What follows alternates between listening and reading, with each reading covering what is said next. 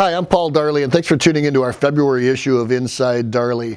We're really excited this month to be rolling out our Darley Leadership University for our employees. And as we did that, we looked at these great advisory board members and board members who are helping to, educate and lead our team. We said we really have to share their incredible authenticity and straight, honest talk with our Inside Darley viewership. So we're excited to do that moving forward in 2021. And you're in for a treat today. Our first interview is going to be with Sam Skinner.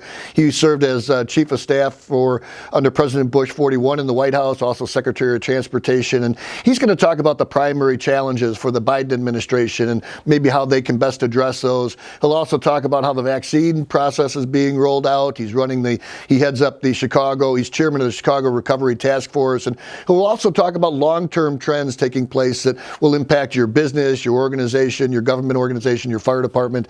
And so I encourage you to stick around at the end of this monthly video to check that out. Harvard Business Review released on January 14th, 9 trends that will shape the workforce in 2021 and beyond. So we can't share that article with you, but I really encourage you to Google that and check it out. It talks about flexibility. It talks about managing these remote employees and life experiences of employees and how people are relearning. And one of the ways they're relearning is through podcasts. They're really, last year, if you can imagine, in 2020, 55% of all Americans listen to at least one podcast.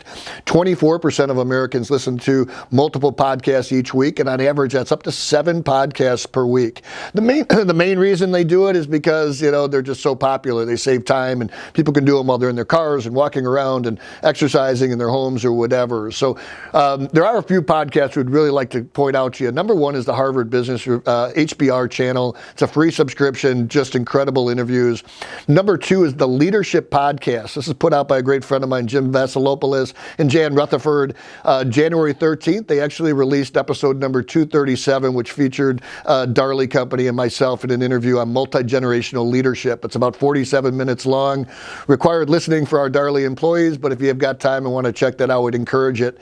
While you're at their website or at the podcast, we'd also, check out some other interviews. They had Patrick Lencioni in episode 42, multiple generals, including Stanley McChrystal and General Dempsey and some others. So please check that out. We'd also recommend The Learning Leader by Ryan Podcast, Ditch Digger CEO by my great friend Gary Rabine. And here at Darley, we also produce Smart Firefighting, and we'd encourage you to check that out. Episode 83 was excellent. We've had Bobby Halton, we've had Sir Thomas Windsor, we've had Caleb Holt. We just had Dr. Jaap de Vries from FM Global, some great stuff there.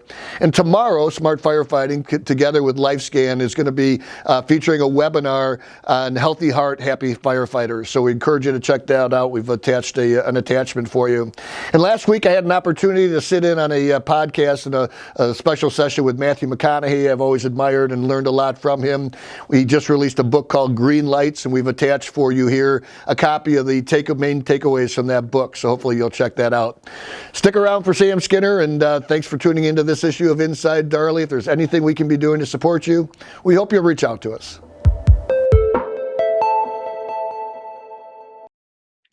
Well, Sam Skinner, I'll tell you, we are excited to have you as our first advisor to the Darley family during this interview as a supplement to our Inside Darley video. And it's amazing. You've served on the Darley Board of Directors since 2008. And in the early 2000s, you served our country as Secretary of Transportation under George Herbert Walker Bush, President 41, as well as you also served later as his Chief of Staff. So with that in mind, and we as a country, as we're watching the President Biden administration very closely, what do you think are the primary challenges that are facing them right now? And how do you feel it's best for them to go about addressing those challenges? Well, I think the number one mission, as Ford used to say, number one job number one is dealing with the coronavirus. A lot of great steps have been taken. We've developed vaccines at the earliest possible time. We're producing millions of doses of vaccines right now that have to be distributed across the country and across the world. And there are 2 approved for use in the United States, but we're not getting them into people's arms. What's happening is we didn't anticipate the complications that would be involved in getting the virus vaccine to the person that's going to inject it and then getting the system set to put it into the arm. Number 2, we got it early. The vaccines came out a little bit early, and the production really wasn't caught up. And then we've reserved production for people that need 2 shots, because both Pfizer and Moderna need 2 shots. So we've reserved a portion of the production for the second shot, which isn't available, of course, for the first shot. I think people now are addressing that problem. It was always intended that the states and the local municipalities would deliver and inject the hospitals and long-term care facilities, as well as pharmacies would inject the vaccine. But right now, they're not ready to deal with the kind of volume that's needed, and the kind of volume that's needed isn't really available. Having said that, I think by the summer, we'll have a lot of vaccine doses available. I think we'll be able to cover most of America. There's also a phenomenon going on. Some people are rejecting it. So long-term care workers are rejecting it. So we've got to figure out who is really going to take it. We don't want to reserve it for a healthcare facility if the people at that facility aren't going to take it. So it's a learning curve, but that's job number 1 for the president. Job number 2 is, frankly, to deal with the issues that we have across this country in violence, whether it happened in Washington, D.C. or Seattle or in Portland or in other places. And the Justice Department has got to take a first step in dealing with those demonstrations to make sure that we protect First Amendment rights, but at the same time, make sure we take care of the protesters who are really advocating violence and prosecuting them. And that's across the country. This isn't just Washington, although Washington was the worst of all of them. Absolutely. And here closer to home in Chicago, you're serving as chairman of the Chicago Recovery Task Force. You were appointed by Mayor Lori Lightfoot. Can you talk a little bit about, and Chicago maybe is a pretty good indication of a large city who's been plagued not only by COVID-related issues, but certainly the violence that you speak of. I mean, what do you see as the long-term impact on business, on government, on military from both COVID, the violence, and other things taking place? And how do you see best where our country could coalesce and get on to, being one United States of America once again? Well, it's a loaded question, so to speak, because let's start with the first one, the city of Chicago.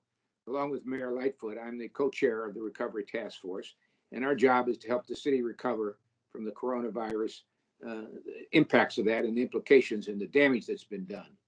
We've really used a lot of experts to help us prepare our recommendations. The first order of business is basically to get people vaccinated so that they can come back to work, so they can come back to work safely.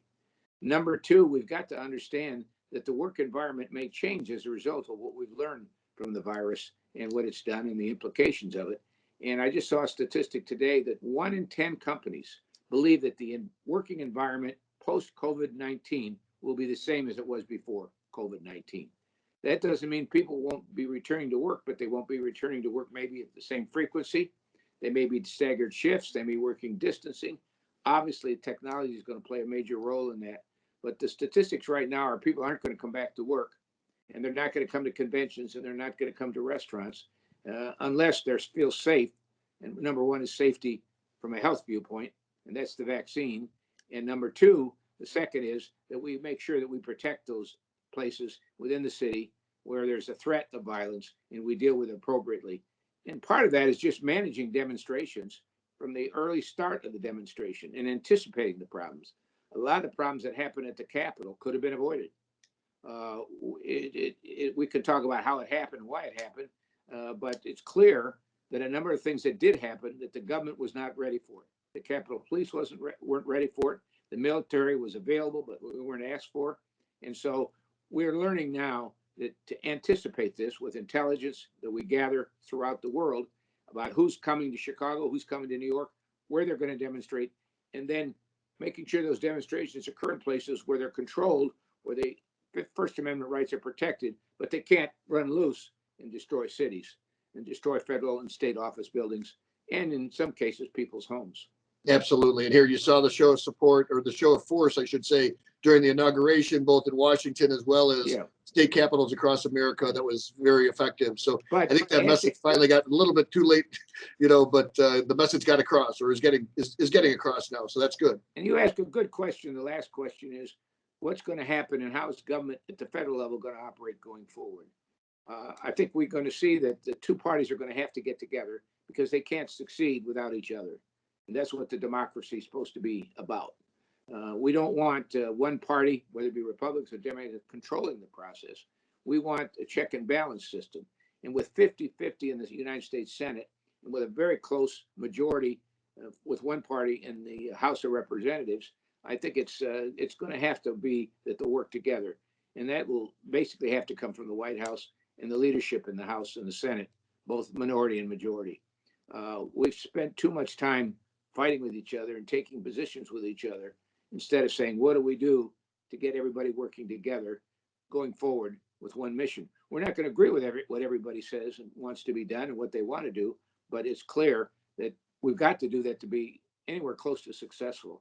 And I think President Biden has the opportunity to do that. That's what he's saying he's going to do. He knows the Senate, he knows legislature. And I hope that he will take some steps to listen to everybody and then get together with everybody in a calm, normal environment and make some decisions, pass some legislation, and get some results. Because we're going to need that post-COVID.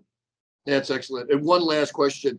So relative to the 1 in 10, employees or companies or CEOs feeling that the company will be back to normal, if you had one piece of advice for CEOs or fire chiefs or military leaders on dealing with that somewhat radical change as a result of COVID, what do you think your advice would be?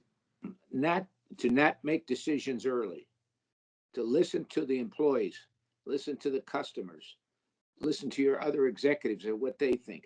Learn from what other people are doing throughout the country in a remote environment or a distance environment. Just making sure that the builders and people who are making these big commercial office buildings design spaces that work. I don't know what it'll be. Nobody knows for sure what it'll be. But you can't assume that it's going to be business as normal. And you can't assume that you know all the answers or anybody knows all the answers. But if you gather information from across the country, maybe even across the world, and talk about what is the best process to get people happy, get them productive, get them mentored, get them promoted, to get them feeling comfortable about the social environment and tying them to the company, you've got to think outside the box a little bit. And the companies that do that will succeed. And the people that don't do that, the companies that don't do that, that are still saying this is the way it's going to be because that's the way it was when my grandparents went to work, probably making a mistake.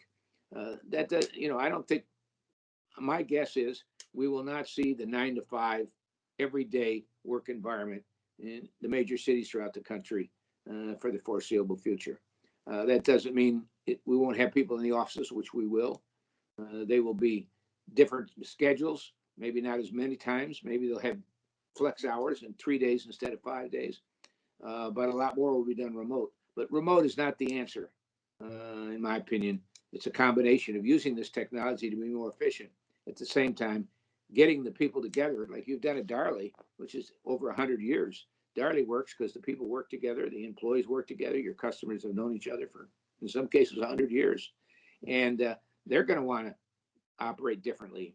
And at Darley, we've got to learn to listen to our customers and help them any way we can to facilitate the environment that makes them successful and makes us successful. And that's by mainly keeping our eyes open, our ears open, and listening, watching, and reading, and talking to others. Sam, that's excellent. I'll tell you, you continue to give us such sage advice, and your mentorship, your counsel over the years has just been amazing, and it's really helped our 113-year-old family business to continue to transform itself. So thanks for all you do.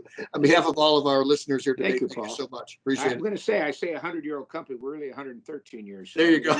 I'm going to use 113 now. That's right. We're very proud, by the way. We're very proud of what you're doing in the leadership at Darley and your team. They're all the top leaders in the company are really all fully engaged here in COVID responses. And I think you're following. You're basically walking the talk, which is to listen to other people, be ready to adapt, understand that our customers are hurting, understand that our employees are hurting. This is a deadly disease, as we know. And a lot of people that have gone through it have had a lot of health issues. And we've got to understand that. And at the same time, we got to protect them. We don't want to put them in an environment where they're not protected. That's our job is protection. We can't protect our employees. Who else are we going to protect? Well said. And I'll tell you, we've got an amazing team that's accomplished this at Darley from top to bottom, and we're proud of them, and great guidance from folks like you, Sam. So thank you so much for All today. right, thank you, Paul. And stay safe. All right. Bye-bye. Be safe.